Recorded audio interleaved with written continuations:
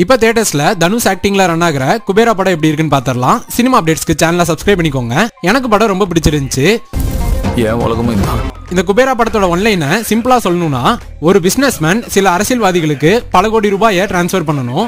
அதை லீகலா பண்ண 4 பிச்சைக்காரங்களை பினாமியா செட் பண்ணி அவங்களுக்கு போலியான ஐடென்டிட்டிஸ்லாம் கொடுத்து அமௌண்ட்டை டிரான்ஸ்ஃபர் பண்ண ட்ரை பண்ணுவான். இது அந்த பிசினஸ்மேன் சக்சஸ்ஃபுல்லா பண்ணானா அந்த பிச்சைக்காரங்களுக்கு என்னாச்சு? இதுக்கான பதில் தான் இந்த குபேரா. வாழ்றதுக்கு தான் பொழைக்கணும். இந்த படத்துல இவங்க சொல்ல வந்த கருத்துக்காகவே படத்தை எல்லாரும் தியேட்டர்ஸ்ல கண்டிப்பா பார்க்கலாம். ஆக்டிங்ல எல்லாரும் பின்னிட்டாங்க. நாகார்ஜுனா ரோலும் சூப்பரா இருந்துச்சு. டுவர்ட்ஸ் கிளைமாக்ஸ்லாம் ஹார்ட் டச்சிங்கா இருக்கும். ராஷ்மிகாவும் கொடுத்த ரோலை சூப்பரா பண்ணிட்டாங்க. கடைசியா ஆக்டர் தனுஷ் மாஸ் இன்ட்ரோ இல்ல, ஆக்ஷன் சீக்வன்ஸ் இல்ல, கதைக்கு என்ன தேவையோ அது அவரோட ஆக்டிங்ல சூப்பராவே பண்ணி கொடுத்துட்டாரு. அடுத்து இந்த படத்தோட இன்னொரு ஹீரோ தான் தேவி ஸ்ரீ பிரசாத். சில சீன்ஸ் எல்லாம் இவரோட பிஜிஎம் நல்லா எலிவேட் பண்ணி கொடுத்துச்சுனே சொல்லலாம். சொசைட்டிக்கு தேவையான சில கருத்துக்களையும் சூப்பராவே சொல்லிட்டாரு டைரக்டர் சேகர் கமலா.